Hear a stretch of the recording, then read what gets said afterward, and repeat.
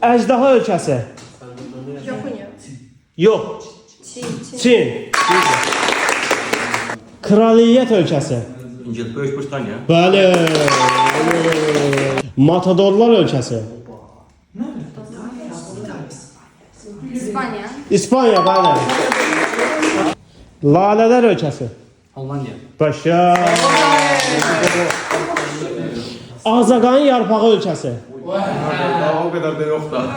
Gəl qabaqdan dinə. Kanada. Bəli.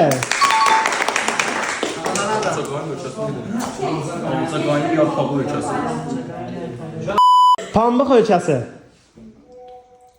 Özbekistan. Nəsə? Özbekistan. Xoşbəxtlik ölkəsi. Manidarka. Danimarka. Bəli. Taxıl anbarı ölkəsi. Məşhur ölkədir bu. A few moments later. Taxıl ambarı. Ukrayna. Bəli. Everest ölkəsi. Onu bilirdim. Nepal. Bəli. Ankor ölkəsi. Angkor. En çok olan Zelandiya. Yeni Zellandiya.